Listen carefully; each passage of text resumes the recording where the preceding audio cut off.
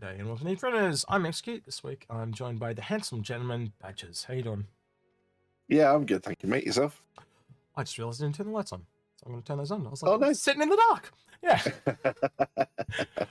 All right, so this episode this week, I think I'll get the business out of the way first. Hang on. So yeah, if you like this type of content, like, subscribe, ring the notification bell, all that stuff. Extra mile on Patreon, bits, bobs, YouTube memberships, all that type of thing. So I'll get that out of the way. That's done. All right, cool. So this is an episode that does not have a solution. All right. So this is a bit of a quandary, a bit of a conundrum. It's something that's come up with me and Badges a few times. It's something that's come up with Algrid as well. And you and I were talking today about what episode to do, and it just kind of popped out from there, didn't it? And we kind of went, let's crowdsource this solution, because I'm pretty sure CIG's solved this, but I want the answer. It's one of those, it's like a puzzle, and I want to know the answer. Absolutely. So I'll let you tell people what we're going to talk about then. So you kick us off, Badges, and we'll go from there. Yeah, so one of the things at the moment, and I think people kind of will feel this already, is that the in-game communications, the way we communicate with other players, it's non-existent pretty much. Yeah, you can hail people and stuff, but, we're all on Discord, we're all on, Guilded or whatever else. We're not using the in-game comms. And when you look at what's going to need to happen in the future, they're going to need something fairly robust to kind of deal with what we need in-game. So there's a couple of parts to it, obviously. So we're going to kind of have a really quick talk about what it's like now, what it kind of needs to do, and how we think that they could possibly give you guys reasons to kind of force you to use in-games communications. We don't have an answer. I think that's the other part of it. We have pieces of it, but we don't have the whole picture. And what I'm kind of trying to do here today with this episode is kind of, as I said, crowdsource the solution, because I'm pretty sure someone out there, it might just tick something in one of your guys' heads, and you might think of something that we haven't thought of. So kick off a bit of discussion and just see if we can get an answer. Because it is not a simple thing, as you'll see, because we're going to lay a few things out here, right? And you're going to realize pretty quickly, just in the times we've talked, this has come up a few times, hasn't it? But we really kind of sat down and nutted it out today. And just in the short time that we talked, we were like, this is just a can of worms. It just went really far, really wide, really quickly. Yeah, we've talked around this issue. I think we've touched on, as you say, little bits of it, but issues that's going to go, that are going to come out of this, and the opportunities as well. They've got the opportunity to really make this part of it, and all those kind of sci-fi tropes of we're being hailed and open a channel and all that sort of stuff. There's no reason that can't be in the game and useful to us. Well, to be honest, in the Squadron 42 trailer with Mr. Mendelsohn, I know the actor's name. I think he plays the guy that runs Schumann Interstellar, and they had the guy from Game of Thrones. This is terrible because I don't know the actors' names, but he was talking to him, and he was in a really big giant hologram. That's that rendered a texture type style text. So we do know holograms are going to be a part of the game. So it's not going to be on the view screen so much like in Star Trek, but I've got an inkling it's more like Star Wars, where people are going to come through like a giant hologram. So Yeah, certainly on the big ships, and even if it's down to the personal level and you're walking around, like your Mobiglass having some sort of screen that pops up within your helmet, and just bottom left you've got talking. Again, we've seen that with a lot of the Aaron Eckhart missions that they demoed. So that's already there, and that at the moment seems to work. Like talking to ATC, you just Alt N your hotkey, or you call them up through the MFD. Which is easy because you don't actually need to say anything. You're just, the game's adding the comms for a little bit of that, ever elusive immersion. But that's kind of it at the moment. And I mean, I don't think, have you ever used the in-game comms as your way of talking to people, or do you always play on Discord? Actually, I do it a lot. That's how I met. Oh, really? That's how I met John Citizen, believe it or not. I'll see someone doing just something quirky and weird, and I'll just kind of at them. I'll be like, "What are you doing? Why are you doing that?" Or I'll just call them out, and then they'll sometimes they'll start. I've run into Henkin doing that. Like Henkin was making a voice, and I was making a voice, and I just made a voice back at him, going, because I realized who it was, even though he had an accent on. He was trying to make a voice. He went, "Who's this? Who do you know who I am?" You know. So I have done it in game, right? So I'm a bit. I don't know, maybe it's just a a content creator thing, but I enjoyed making the voices in game and stuff like that. Obviously, you got people like Expat that do the whole shebang with the FOIP and stuff like that, and they're already very appealing draw cards. But I think realistically, as you and I discussed, there's a massive benefit to not being in game at the moment, and I think that's what this kind of episode is. Like, there is a conundrum. Like, how do you actually get people to talk in game? And only talk in game. Yeah, absolutely. Yeah, because there's always going to be the argument of people going, well, you just use third-party software, and I think it would be a really bad move on CIG's part if they were going to actively try to stop that. A, I don't think you can, but B, to try and penalize us. So I think CIG's best step here is, how do we incentivize players to use the in-game comms? Don't use the stick, use the carrot. I was trying to think of the word, and you hit the word perfect. I'm like, yeah, like you want positive reinforcement, not negative, but yeah, incentive is exactly the right word. Yes. Yeah. How do I get players to come across and want to use this? And one of the things, and I think this is probably the right time to talk about it. So when I went to CitizenCon, CIG, as you said, have already been thinking about this. Because when they first introduced prisons, one of the things they went to say was, well, what we'd really like is for players, there's going to be a dampening field on prisons that stops you communicating with other players. And they said, but we kind of realize that there's third-party comms software out there, so that's more going to be for the role players. And I actually caught, I forget the guy's name now, bald guy with a beard. And the glasses, but I caught him in the back. Yeah, sorry, yeah, I'm sorry, CIG, yeah, and the other half are female. Yeah, absolutely.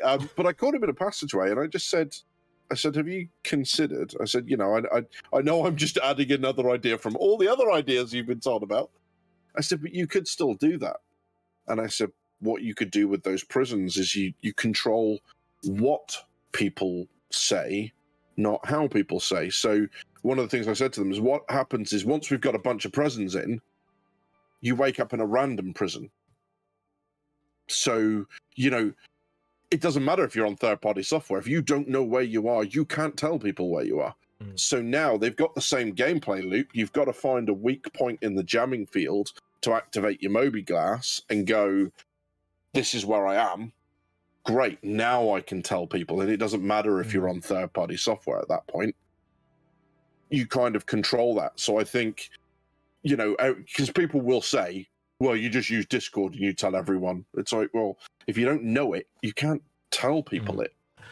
I didn't think of this before the show, but I'm thinking of it now. That would also mean that all of them would have to be clashes, because you want them all to look the same. Or if you do have multiple different prisons, that it's very hard. So say there's like 3 different brands or manufacturers, so to speak, of prisons. You would need to, they need to be. You can't have a bespoke one. Essentially, you can't have like Rosemont Prison, because then you'd know exactly where Rosemont is. As an example, you would need to have. Yeah, I only thought of that just then. I didn't think of that before the show, but that is one little loophole to it. Yeah, and that's the kind of thing is, maybe it's rock, so maybe the rock in that prison is different to the rock in Aberdeen. Yeah, but you're only going to know that if you've been there already. Exactly. So and if you know where there is, so and then there's a whole other gameplay loop. So now I'm going to go a little bit off topic here. Maybe you listen to the guards talk, and maybe they talk about going home to their planet of, and then you pick it up that way. Maybe it's asking other convicts and inmates. But hope that they tell you the truth, and that they don't just shank you for walking up and talking to them. Also, so you've got all that kind of fun to have with that sort of gameplay. I was just going to add to that and say, also, like, the amount of time you spend in a place. Like, if you only live in that system, you are more likely to go, oh, this, you know, things like you said about the rock, like you might know that about that rock, it only appears in X system, you know. But like if it's if you know 3 systems away from where you normally are, then you are completely lost. You don't know where you are, you know. I think one of the things that I'm starting to realize about this game is the sheer size of it.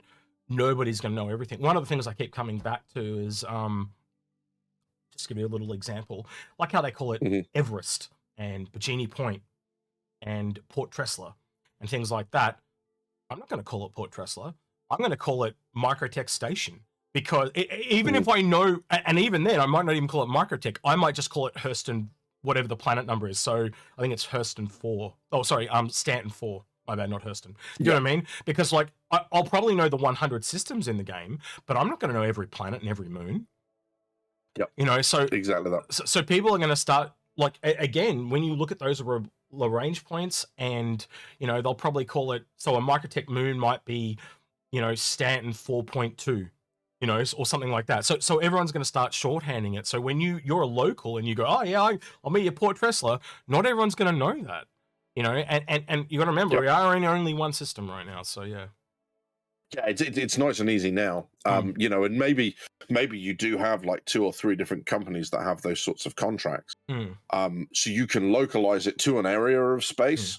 But again, you know, I think that's the key thing to take away is you don't, you know, because it doesn't matter in this instance whether you're talking on Discord, TeamSpeak, Guilded, or in game. You don't have the information to pass, and the game's not just taking that away from you cruelly. There's ways to find out. It's up to you how you find out. You can do that on your own by running through the caves, finding somewhere that's not shielded. You can try and get friendly with the guards, or maybe bribe a guard, or listen to their conversations in the same way that you kind of find the codes to access the vehicle garage if you escape, right? Ambiently throughout the environment. So yeah, so that I think when people say, well, why don't you just do all this on third-party comms? Well, I'll tell you why you wouldn't. Discord is not, you know, when you start getting to bigger ships, Discord is not sufficient. Discord doesn't have the functionality. And, you know, we talk about this quite a bit, and it's come up a number of times, but let's take a larger ship. So let's take an Idris, for example. And you're getting into a combat situation in Idris. Now, your engineers are going to need to talk together to deal with repairs and fighting fires and all that sort of stuff. At the same point, you're going to want to launch your ships that you've got internally. So that squadron needs to talk together and wants to, you know, coordinate with the ship to make sure that it's not maneuvering for when they launch, so they don't come out the front and instantly die to one of the sides of it. The captain's obviously helping organize that. You've got the turrets who are all talking together to target things. You've got, you know, the pilot and the captain are talking together. The captain needs to be able to talk to all of them at some points. You imagine that happening on Discord? I think the other would part, just be blah, blah, blah. The last little part I'd say that is new people that walk into the ship. How do they get sorted into that whole system? And I kind of, like, so a couple of the ones we went over is like how Guilded does it, TeamSpeak does it, other games like Squad, and there's a few other ones out there. I do think the room system is where they're going, because right now, in game right now, when you enter a ship and when you exit a ship, it says you have joined or left. So I think that is the beginning of what we have. I think what you're talking about, it has to be super robust. We also know it's going to be linked with Spectrum. So linking Spectrum, having in-game and outside of game communications. You've got internal of the actual ship, external of the extra ship. And then the other one we've got to bring in there is long distance. And there are all little things that we already know about all these systems. But adding it all together, it still doesn't quite add up. So I think we should probably maybe go through a bit of that now. So we kind of went through the internal stuff. So you've got, you know, things I got written down here, things like rooms, ranks, priorities. And some of the things we suggested was like, if you are a captain on one ship and you walk onto another ship of the same org, it would just kind of copy your what would you call that? Not priorities, Yes. access Yeah, level yeah. or something like that across. Absolutely. And you know, people who have set up Discord, and you yourself know that you actually have that ability within Discord, right? It gives you the priority speaker, I think it's called. Yep. And when you transmit, if other people are transmitting, it's great for mods, because if things are getting out of hand, you can go, hang on a second, calm it down. And of course, you know, if you're all sat there chatting, you're going to want one general channel that you all sit in, so you can all have a chat and a giggle and a joke and all that sort of stuff.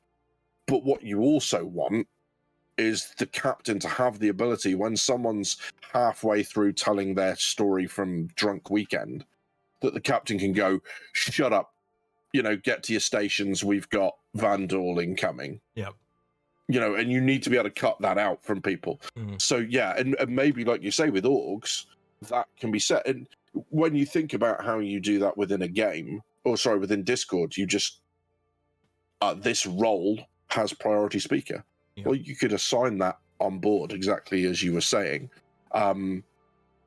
You know, it's another really good example as well. Is so you're landing people from a hoplite or a redeemer or a prowler or a vanguard. You need to be able to talk to them, to tell them 30 seconds out, ramps coming down, go, go, go. Yep. And then they also need to still talk to you to go, we've got a Nova incoming, can you engage it? But they also need to be able, and their squad comms, once they're on the ground, are of no use to anyone in the aircraft. But like you say, you're going to need to have that carry across, so that, you know, I can still talk to you when I'm out of the aircraft. Maybe I need a radio backpack to do that. It makes it really complicated when you start thinking about it, because you can clearly see as soon as things come into range, like you're going to pick up signals. So you're going to have someone like on the radio operator is going to start talking with a comms operator, and you can quickly see that the bigger a ship gets, the more it needs a comms officer. You know, just like a single fighter will just be you, like look, a Scorpius, you and the turret gunner. That's it. Yep. You know, but then as soon as you roll, you know, as soon as you get to a constellation, engineer, gunners, pilot, co-pilot, you can start seeing it and it just rolls out like a snowball. And you know, even like, you know, all right, you've kind of got to do it comms because you've got helmets on and stuff, but you can see that almost doesn't need anything at all, right? It's like, I've got my co-pilot sat behind me. That's just normal point-to-point comms with a helmet. One of the things I did want to establish before we go forward, because I can imagine people saying this in the comments, is people are going to say, well, yeah, they'll just do that they'll just do that with TeamSpeak. Like now, when you do it with Armor, it's just a given that you go and download TeamSpeak and then you run that stuff. And I get where people are coming from, but I think it's different for Shock Horror, different for Star Citizen, because you know, not a lot of people who play Armor then go on to be in a big military simulation org where you've got 60, 80 people on some servers all working together. Speaking to my own experience, right? To run a big ship in Star Citizen, just to be in that ship, you're going to need this sort of comms framework. So it isn't an optional thing like, I play Armor.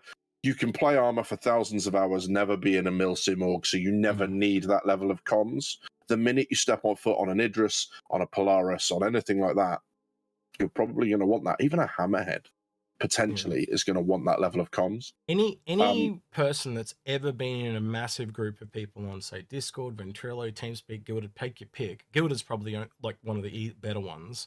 But as soon as you've been in a room, it is just... It only takes one person to break the whole thing. You know, because like they talk, like you said, they could be talking about something they did on Saturday night, and someone's trying to talk over the top of them because, as you said, we're under attack by the Vandal. And if they just don't cut the comms, the damage is done. You know, that early warning is gone. Yes. So I think this is why it makes it CIG's problem. And maybe they don't just get to say, well, you know, people who use Gilded. Yeah, but will they? Because, you know, you've got that sort of stuff. So there's all sorts of kind of gameplay opportunities with that as well. that comes that I think we're going to cover a little bit later. It's probably a bit too soon to go into it now. But there's all sorts of opportunities, and I think one of the ways they make it really simple potentially is they make it so it's set up for the casual gamer right now. So people who are sat there going, but I don't want to get into this level of comms. I'm never going to be in an Idris. I just don't want to do that. I want to get with my mate in my Scorpius, and that's all I'm ever going to do. So you set it up so it's nice and simple for those players.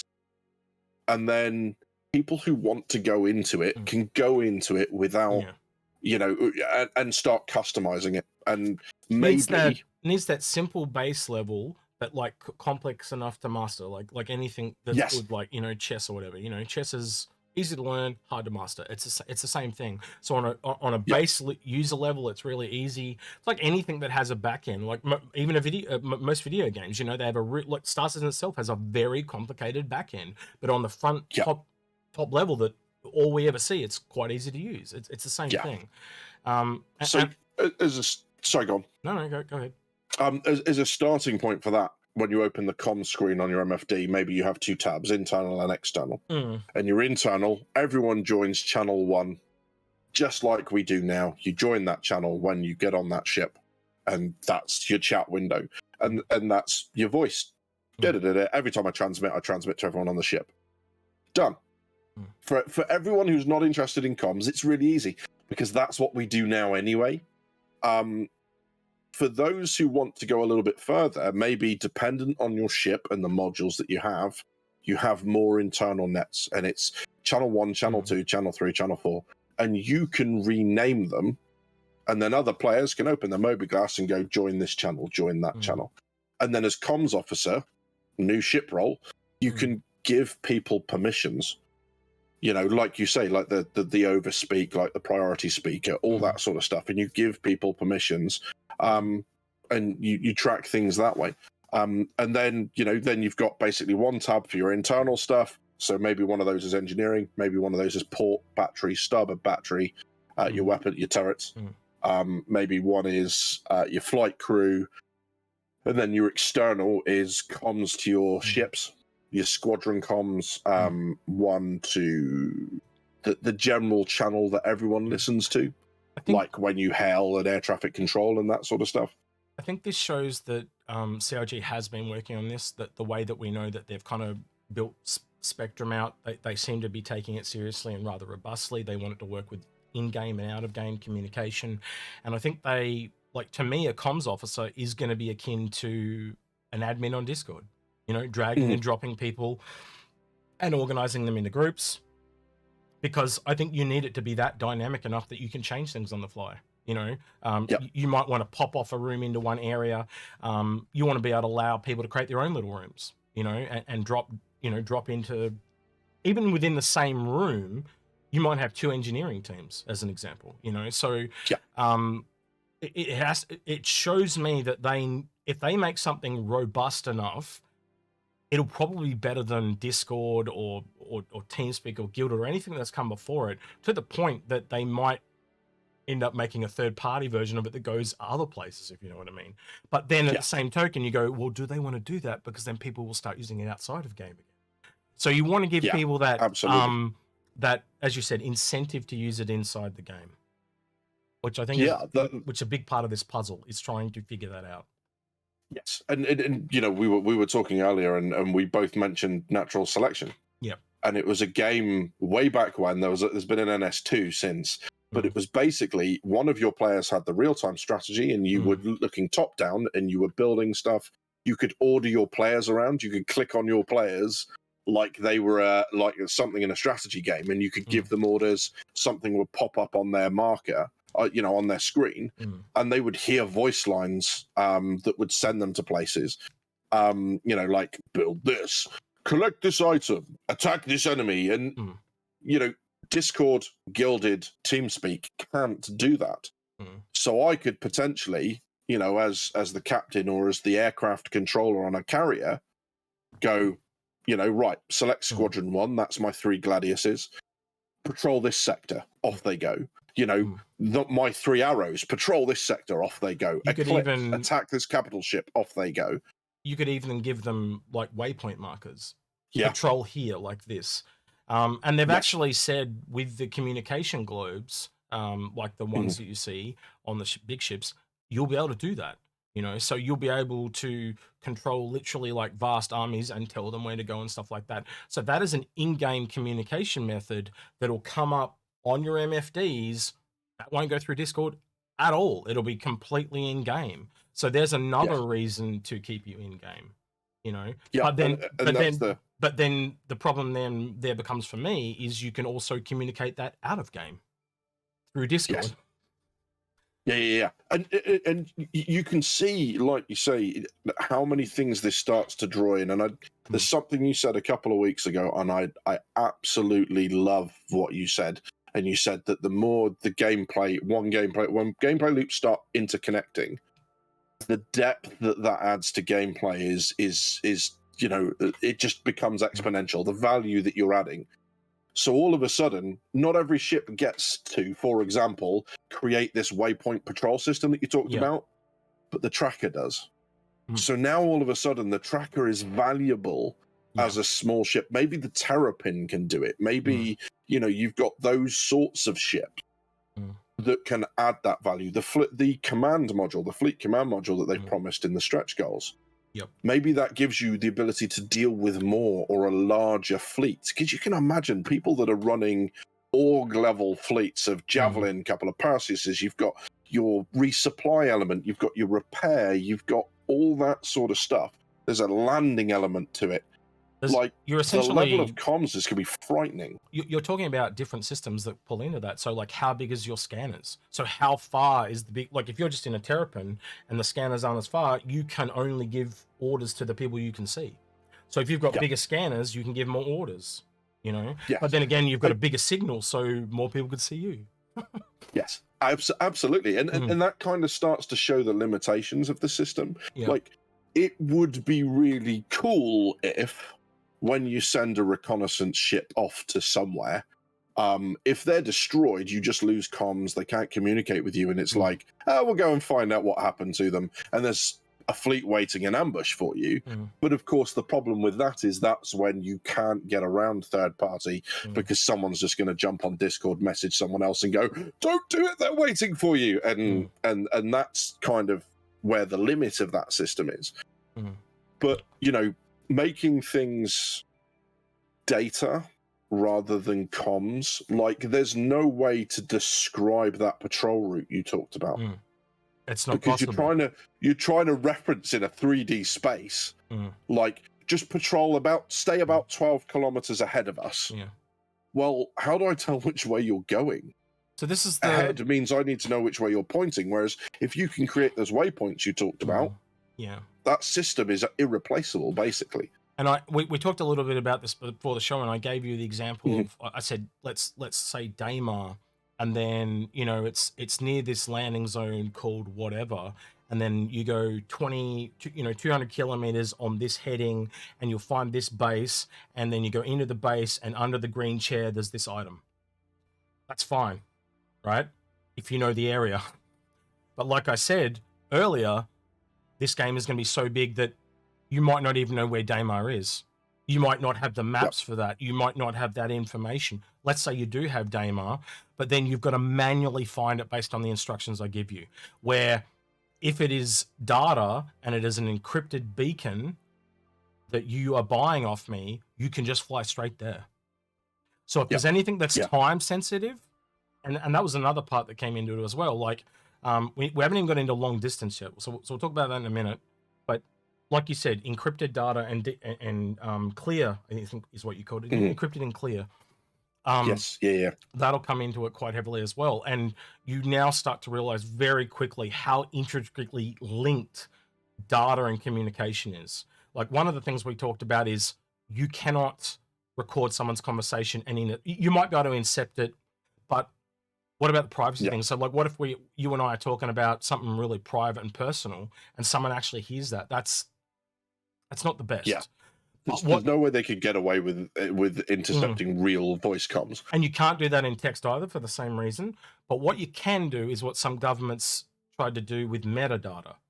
So what it would be is the fact that if me and you are talking, I have proof that you and I talked and for how long we talked, but not what was said. So even if they find that, you know, the head of some piracy gang was talking to a guy in your org, you go, what is this and what were you doing? Right? Well, think about that. Think about the implications that has for like checking your own org's comms. Are they talking to the wrong people? And all right, again, there's that element of, well, yeah, but you just have an alt account and stuff. And it's like, well, I mean, yes, possibly. But, you know, that requires a real world money investment from people. And not everyone's going to want to do that. Yeah. But, you know, we were talking about the idea of a waypoint system, you know, that knowing what's on a planet. Maybe some of those outposts have some sort of beacon, which means you just know what they are from the straight. But maybe there's a discovery system that, because you've been operating on Daymar for a while, you found all the little outposts that don't have all those beacons, but you've now got them as waypoints. I don't have that because I don't operate in the Stanton system. And it's like, well, okay, that's another piece of information, like your location in prison, which prison you're in, that the game can actually weaponize as a comms thing. Yeah. So let's say we've got an org, we own some data servers at our org base or our org station or whatever, wherever that is. So you and I in our Odysseys go off and we map a planet and we find some great mining veins. We take the locations of them. Now, we could just sit on them, wait for the ships to turn up, use our ship as the beacon and go, come jump to me, woo. But actually what you're also doing is you're acting a beacon to every other player. It's like, that Odyssey's been sat on the ground for a while. Maybe that's worth looking at. Let's kill them and find out what they found. And then we go ahead. Sorry, go on. So maybe then you take those waypoints and you have to somehow transmit them back to your org data servers. And then that is what players are going to. They go to your data servers every so often. They update their Mobiglass with your revised org map of the galaxy. So everyone's at least got the same picture. It's like, okay, how do you do that? Do you transmit it, which is quicker, but risks interception? Or do you carry a herald on your Odyssey that links up the data from the two Odysseys that we've got out and then physically runs that back? So unless it's physically intercepted, it then takes the data sticks it into your org computer. And I think that's a really nice way of using data rather than just, oh, look, it's a box I've got to deliver, but on a stick. It also kind of gives you this private and public data, doesn't it? You know, like if you're just sending out, so I'm going to talk about long-term just really quickly because this comes into that part, right? So they've actually stated for long range, not long-term, sorry, long range or long distance communication, say stock market prices or commodity prices change, they will actually be sent out and either side of the jump point, there'll be like drones that basically will take the message, fly through the jump point and then redistribute it on the other side. So, one of the examples is commodities might change in the system that you and I are in, or that you're in, and I might be 5 systems away, but it's got to take time to go across the system to the drone machine that will then send a drone through, and it links again and again and again. And what are the drawbacks to that? Obviously, like if I'm 5 systems away, it's quick for you just to tell me over Discord. But then there were other things that come in is because of the time it takes, someone 3 systems away might get the information before me. And if there's a sheer amount of data, what data are you trying to directly relay to the person that you're on Discord with? You know, so that's a thing that comes part of it. The other thing I want to come back to though was what you were talking about with in terms of beacons. We do know that beacons have to be maintained. That's another big part of it. So if they're not maintained. And then the other part, because you went across a fair few things here, is also that's all right. You can now see the reason for heralds and MSRs to exist. Like it is a really big thing, that private and public data. And then the other part that I've just forgot, god damn it, was it's the it'll come to me. Don't worry about it. You're going to talk about the idea of selling data and having it tagged, or? That's what it was. So yeah, so the selling of the actual data. So and the gameplay that adds. So if you you need to be able to tell if someone has copied it. You need to be able to tell if someone's duplicated it. If they've actually deleted it. If Honest Badger's mining claims, I go there and he's sold it to someone else. Actually, a better example is the one you gave. You gave a Bengal when we were talking about it, because that's where my brain went. And I went, so Honest Badger's Bengals. And almost writes itself. And you go there and you can he uses a really sophisticated module to duplicate it, and you can't tell, right?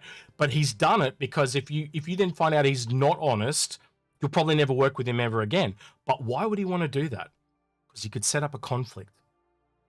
He could sell one to one side and one to the other, and they rock up, have a fight over this Bengal, and he just walks in and walks over the corpses of everyone and claims it. Yeah.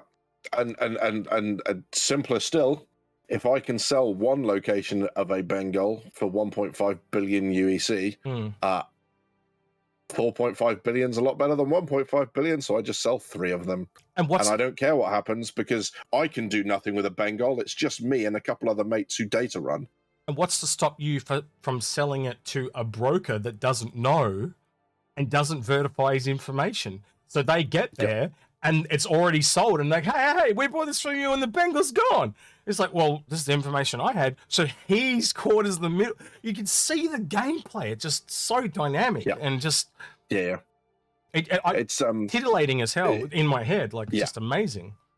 Absolutely, and then data running is absolutely not cargo, but it is still communications, because at the end of the day, what is data? Data is information. What is communication? Communication is the art of passing data, information from one place to another. Yeah. It doesn't matter how it gets there.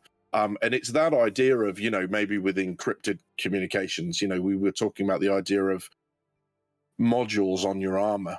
So you boost the range, or you can now talk on an encrypted net. So people can maybe know that someone's talking, but not, struggle to find the location. Or maybe you've got like directional antennas that point at something, just like that. I mean, that's what satellites are, right? It's directional antennas. Well, the espionage stuff where they've talked about missiles that attach to the hulls of ships so you can hack them and stuff. So hacking comes into this as well. Base building comes into this. You build a base with all these data storages, and then it's defended, and someone's got to go in there and hack you to get the information out. You might not just be going in there to kill someone, assassinate someone. You might be going to get that information so you can go somewhere to save someone.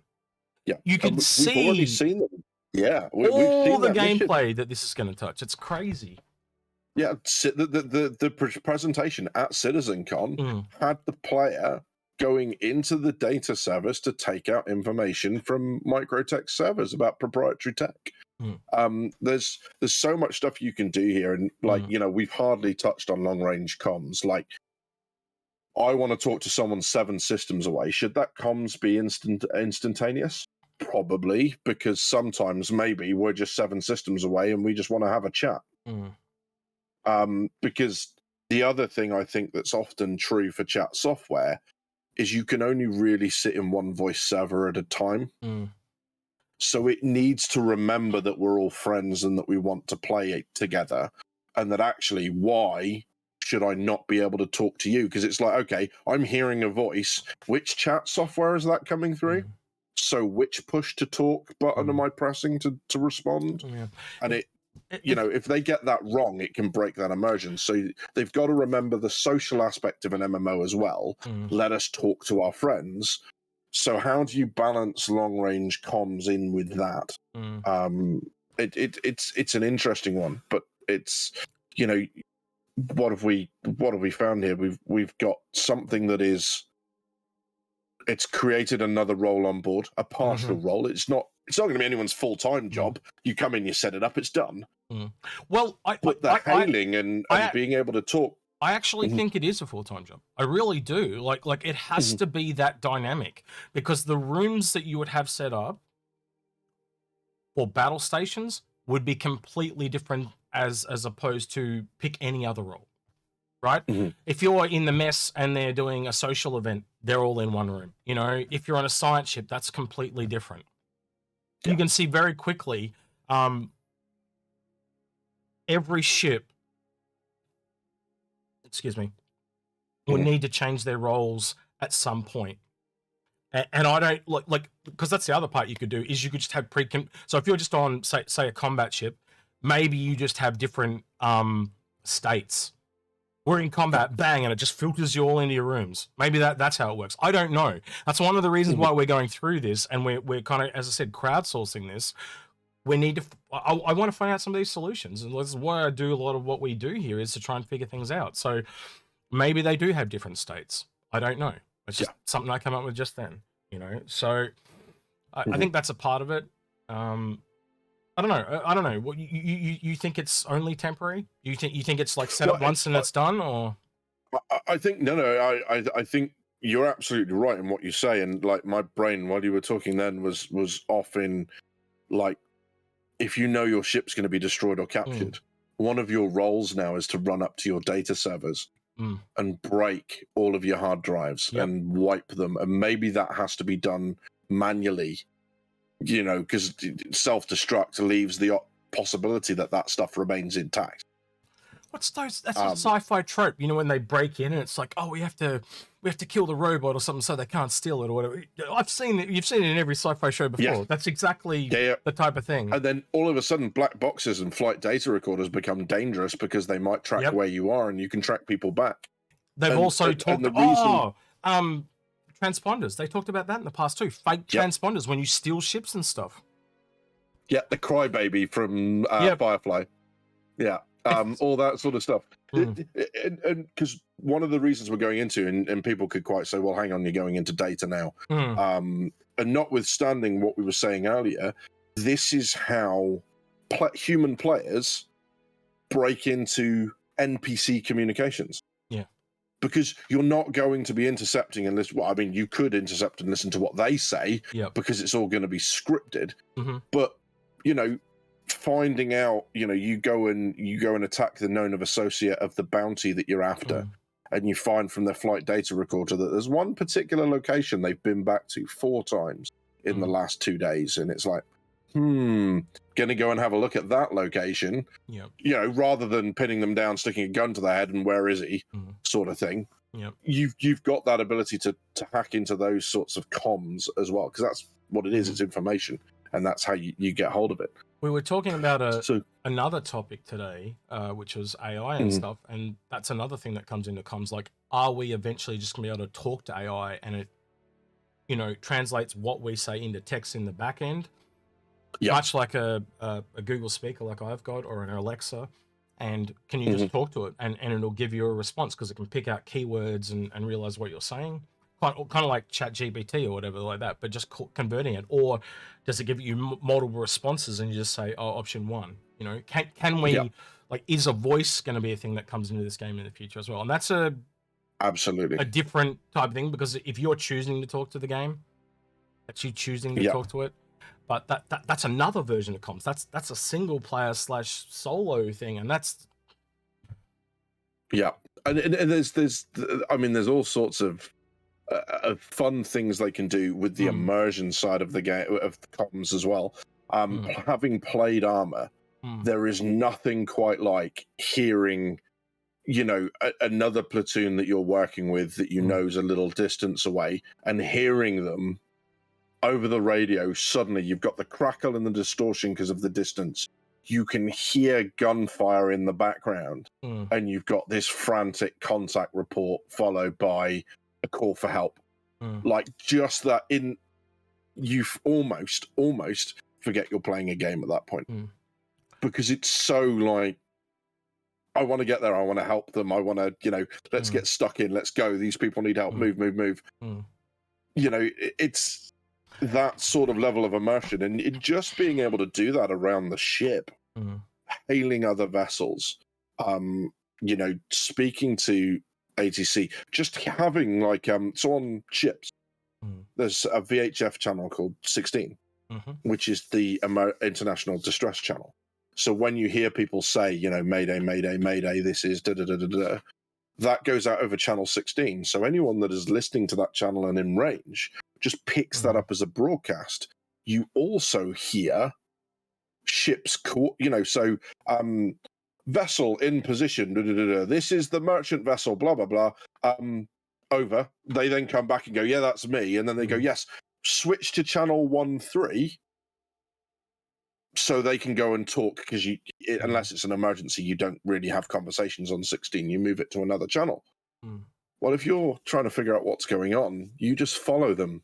They can't tell that anyone else is listening. They know it's probably going to happen. But why would I and you be able to, if we were complete strangers, why should I be able to open up encrypted communications with you in the verse? I don't even know what comms you're running. I don't know what modules you've got. None of that makes any sense. None of that's pre-planned. So it would be open. So if I'm going to you, yeah, look, I've got a bit of a problem on, I've had a fire in the engine room. I'm immobilized. I see that you're a Crucible. Is there any chance that you could come and give us a hand? And I'm sat there listening into this conversation going, I want to attack that ship that's now immobilized. This is my chance. Yep. Because you're talking to another player like that, and that channel's open, like proximity chat. No one's ever going to be shocked if you say something really appalling on proximity chat, and then the mods come at you with, here's your warning for proximity chat. No one goes, oh, I didn't think anyone else could overhear proximity chat. Clues in the name. I've been sitting here kind of thinking about the broad overview of communication, and we have text, audio, and video. And then I always remember what they say, that this game is World War II in space. And text is obviously going to be clearer and go further and simpler, and it's digital. Then you've got the actual signals of distance. So it's almost like video works better closer, audio goes a bit further, and then text goes even further again. And then you could also make it that if you send a text message, that could be intercepted. So the further a message goes, the more likely it's to be intercepted. And that's where my brain keeps coming back to. So that makes it more hackable, but it's more solid information because it's in text format. Where, but then do people get really clever and they encrypt it? Do they encrypt it, but then put their own personal code on it? You see where I'm going with this? Like, this is going to get really espionage really quickly. And then all of a sudden you've got orgs who start developing their own code. Yep. So now you've got code words for everything, and now you need to figure that out. And, I know someone's going to go, oh, that's too far. Eve has been doing this for decades almost, if not already. They have entire forums that are just dedicated to propaganda, and everyone acts in character, everyone role plays. No one's saying you need to come up with your own code for comms. If you're the casual player who's just going to jump in a reclaimer with your buddies, you're going to go out, salvage some stuff, and come back. You don't need to get into any of this. None of this is going to affect you. Maybe you go to a data market and you buy a location, a beacon, a bit of information that says we found some salvage after a bit of a battle that no one else seems to have found. So you buy that location, that opens a location for you, off you fly, you salvage stuff, you come home. But for the people who want to get into this, and the people who are going to need to, when you're controlling fleets, when you're controlling large capital ships, certain larges, you're going to have to get into it. You can see very quickly. Blocks. Sorry, go on. I was just going to say, you can see very quickly like how those maps need to be updated and maintained. Like if someone moves their player own structure, and it's not there a week later because they moved it. So data is gonna always need to be verified and updated. Inherently linked data, scanning, and communication. They are all going to be inherently linked. It's very strong to me in that one. Yeah, absolutely. And it's not going to be as easy as what happened in World of Warcraft, which is someone just made a mod with a coordinate system for a map. Because when they get there, all of our planets are going to be moving, orbiting their star. all of the moons are going to be orbiting their planets. They're going to be rotating. To come up with an overlay for that as a mod is going to be challenging, to say the least. And if they take coordinates out of it, like when you say, if you take it, that's on planet, right? If they kind of give you a little bit of coordination there on planet, like a compass and that I can see why they didn't want compasses now. I can kind of see, because it means you have to go in game. But again, if you've got those details on planet, how do you do that in space? You can't. Like you said earlier, like as soon as you take it off planet, it has to be in game. It has to be in data form. It has to be a waypoint, a beacon, or something like that is data. And even if you look at that data and it's like, well, the beacon was at this location, but it hasn't been updated in a month, it's still data.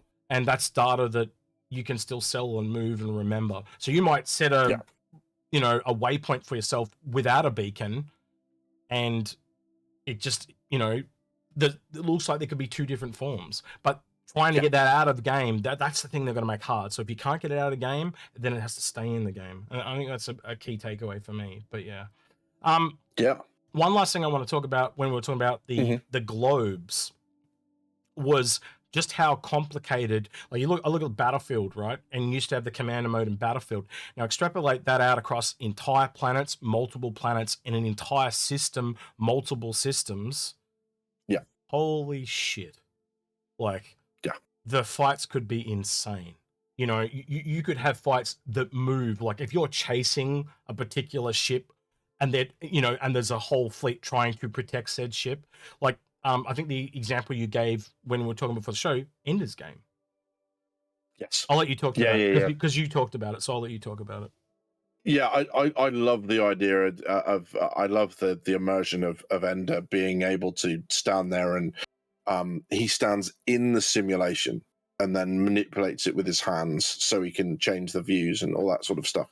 You can imagine the Fleet Commander module allowing you to do something similar, where, like you say, you can just draw an area of space and say, right, I want you to go and patrol that.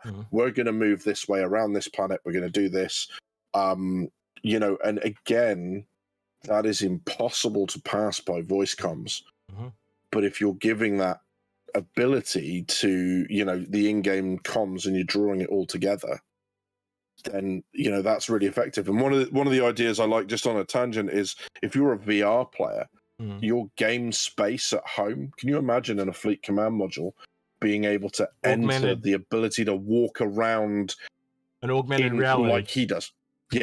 And you're actually looking at your ship and your ship's fighting over here, and then you walk over here and you can see their reinforcements coming, and then you look there and you can see that this battle's happening and their forces are in retreat. And well, to acknowledge that, the Sentinel has an augmented reality HUD, so there is precedence for this to be an actual thing. So I just had to bring it up because it's just another thing to add to the stockpile. And there is, like, the more we talk about this, right? And this discussion stuff has not just been with me and Badgers. We've talked about this with many people over the years. But I think I think it's kind of time to wrap this up. But because otherwise it's going to go on and on. Because it's a huge topic, right? And I'm legitimately serious when I say it is going to hit everything in the game, because it just. Communication is how we talk in real life. It's just like we're communicating with you right now. Like that's how everything works in real life.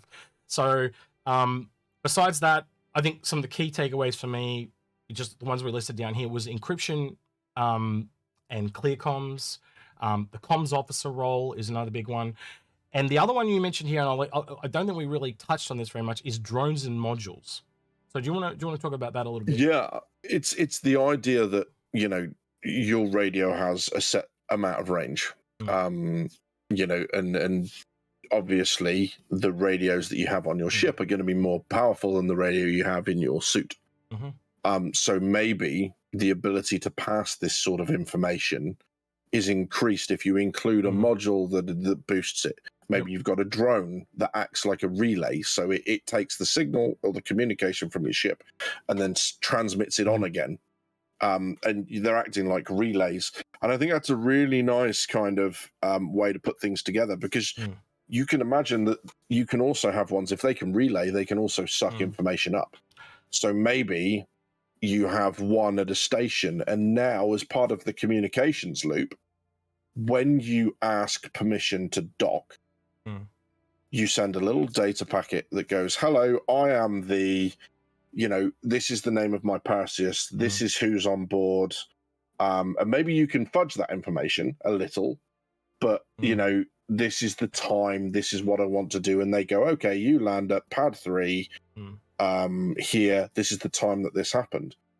So if you're trying to locate ships, you can drop this sort of information, or you can pick it up manually if you want to. So you can figure out that bounty that you're chasing. Where are they? That org, like, where is that org operating out of? Communications at its core in game is going to be our ability to talk to each other and run a big ship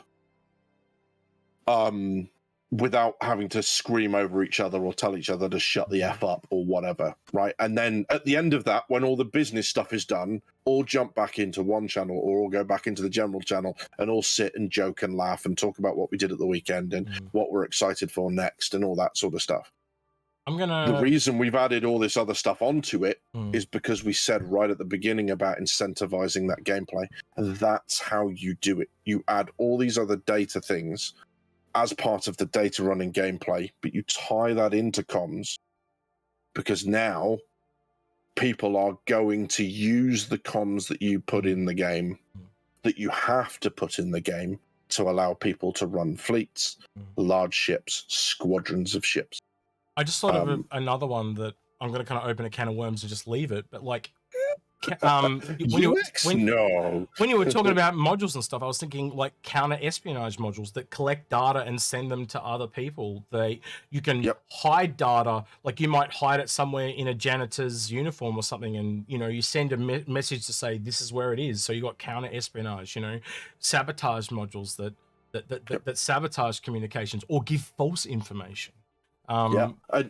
Directional aerials that you can only intercept what's on it if you're in its path. There's all sorts of stuff you can have fun with. So they can come back months later and everything's out slightly, so it steers them off course or something. Things like that. So you could see this gameplay, if it's all there, like you can see, French kiss. It's just delicious. So I think we'll pass it back to the community now.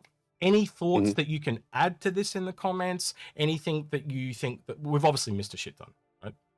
Without a shadow of a doubt, right? But all I was hoping to do with this episode was kind of get those thought processes going for you guys, because I think this is something that if we want the answers, we are going to have to crowdsource it. But as Badger said, I do agree with him. I think it's to give you incentives in the game, and I think they're going to have to do it through data, stuff that you can't extract out of the game, so you have to play within the game, and that I think is the key.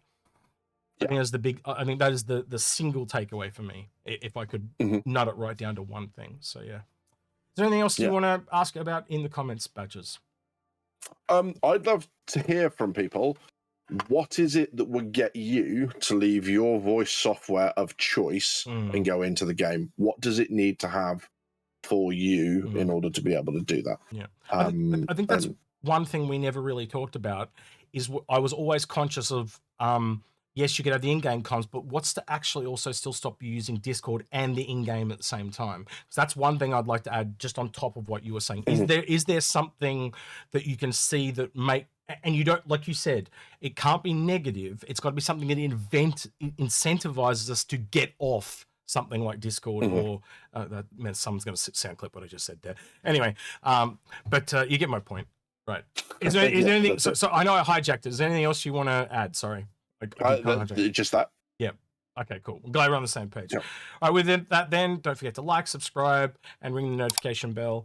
And it was like you said, Badgers. I said this will be about half an hour, and it's been an hour. Yeah, it's like you called it. You're a mind reader. All right. With that one, he's been Badgers. I've been Execute, and we'll catch you in the next one. Cheers, guys.